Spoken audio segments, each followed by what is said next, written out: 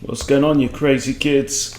I just got really badly punked by a dastardly trap out of the Smith Morra Gambit Declined.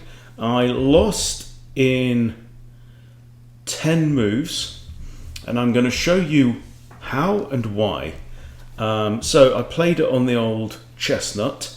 I'm really quite addicted to this. I'm playing my game on the board, and then once I lose, I put that. In fact, no, I have won. I did win one, really nice one, just now.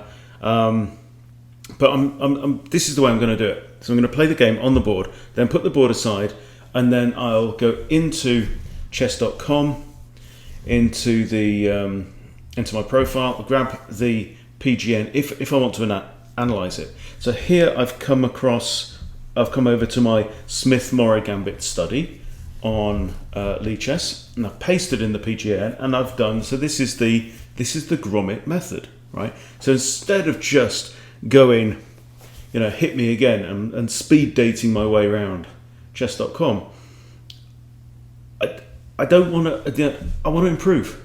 That's it. I want to improve, and the best way to learn, the best lessons that you can possibly get, are from your own games. But only if you open your hand and say, "I'll have the lesson, thank you very much." Right? So I played the game. I've pasted it in here, and let me show you how it goes. And I don't know if my opponent... Okay, so my opponent's rated 1540 rapid. Is this a trap that he knew? Because it kind of felt like it. But anyway, so we have a Sicilian defense. And here I'm offering the Smith Morra Gambit. Now, most of the time, C takes D, and then you push the second pawn. If they take, you take with the knight. So you've given up one pawn in return for having a knight and a pawn out on the board, whereas black has nothing. Okay, that's the idea. Now, opponent now plays the unusual looking d5, and this is already inaccurate.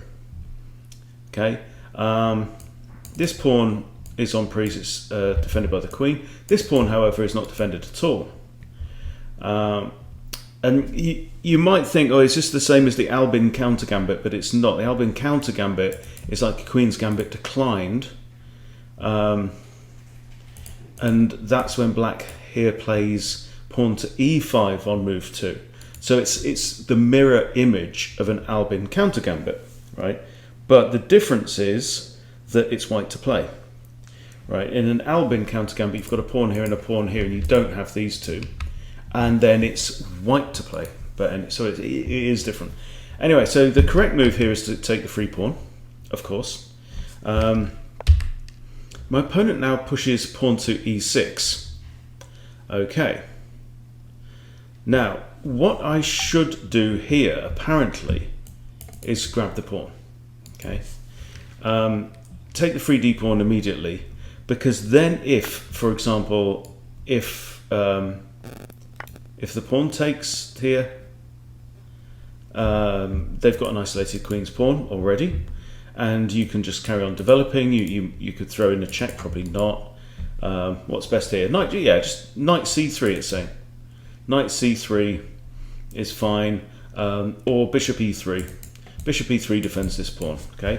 On the other hand, if queen takes, then you just trade off queens, and again they've got an isolated queen's pawn. Material is equal. No, it's not. We're up a pawn. We are actually up a pawn. Okay, and we carry on developing. So that's absolutely fine, and it doesn't take that much calculation to figure out that this is all right. But I didn't do that. In the game, I played knight c3, and I'm slightly better here. They grabbed the free pawn, which is also inaccurate. Let me mark that as inaccurate. Give me one second. Oh no, I have marked it as inaccurate. Okay. So apparently from this situation, d4 is actually the best move. It's aggressive, right? And this is a move, the kind of move that's very familiar to me. By trying to tempt these pawns off and then pushing up here as black, but kind of the other way around. So yeah, this comes with tempo. It hits the knight, allows black to grab a firm grip of the center if he wants it, and gets extra tempo, restoring parity in the game. But he grabs the pawn. Okay, fair enough. I now take on here, which is fine. They bring out their knight. This is fine. And now, what would you play here? Okay. The move that I play is to capture on e6, because I figure that, what am I up? I'm up 2 pawns at this point, right? I'm actually slightly behind in development, but I might as well grab this pawn. This guy's probably not going to survive very long. He's attacked by a pawn and a knight and a queen, right? And is defended twice. But I figure the trade of queens doesn't bother me too much because I have my knight on c3, right? So whenever you have your queen's knight out here, you can trade queens and recapture with your knight without having to give up castling rights. So I capture on here, but there is actually a better move. The better move, d takes e6 is the second best move. The best move is actually this. Okay, bishop b5 check with tempo. The knight can't block there because it gets taken by the pawn. If the knight comes here, it's going to hamper the bishop. In actual fact, the best moves are bishop d7, but even better is king f8. King f8 is actually the best move for black in this situation. So need to remember that. Yeah, comes with check, and it's a developing move. Why not? Why not do it? But anyway, I take here, and guess what my opponent does next? Bishop takes f2. Are you out of your tiny mind? Right? I don't get it. You know? Yes, we quite often say that you can do something like that. For example, if this bishop was out here, then bishop takes f2, king takes, you know, possibly if this bishop was defending, you can have knight here with check, and then, you know, win the bishop with a queen or whatever, right? That's the classic f2 or f7 bishop sack. But in this instance, that's just dumb looking. Okay, so I take the bishop, and now I'm plus 5.5. So I'm thinking, what is this joker who's come wandering onto chess.com, right? He throws in a check with a queen. Now, my instinct is to play bishop e3 with tempo hitting the queen.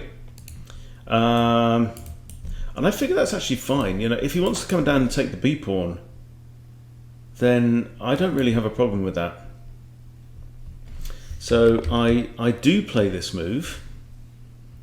I'd probably just bring my knight in or something like that if he took on here. And but he doesn't. He takes the e pawn, and I'm still plus 5.5. So I'm in a winning position. Now, there is kind of a critical move at this point, right? There's a critical move for black that white now has to stop. Right, the move that black wants to play is knight g4. And like I said, I don't know if this is a known trap. So what you need to do is you have to play this. You have to play h3 to stop the knight coming here. Very, very important. I did not do this. I played the extremely natural looking knight to f3. And I'm thinking I can just hide my king away and I'll be absolutely fine here. I'll be absolutely hunky-dory. But guess what, right? Here's the problem. My king is the only defender of that bishop, and that bishop is under attack by the queen. I did not notice this. Right? I do this, it allows knight g4 check. And the problem with knight g4 check is that my king is under attack and so is the bishop. So even if I move my king to here, where it defends, it's still a problem because the queen comes in, kills my king, and that's it, right? The best moves for white are king here and then king here, and they both ugly, right? I did not do that. I played king to g1, and what do you think my opponent does? Queen takes bishop, checkmate on move 10. So the reason why I'm sharing this with you is so that you can be better. Right? If you are a Smith Morra player and you see this funky stuff going off, right? You just have to remember, you know, here actually you know, yeah, knight there is okay, but even taking the pawn, you know. So there's a lesson here, and this is the different thing, right? You just keep playing at the same standard that you were on your previous game, then you are just returning to your vomit like a fool, like a dog, right? Repeating your same mistakes over and over and over again and never getting any better. However, if you take every game as a lesson, you learn the lesson and you record it, right? And I can come back to this lesson in future and relive it, yeah? And learn not to do it again. Don't do it again next time. So there you go. Smith Morra players, thought you might like to know that. Thanks for watching, everybody. See you soon.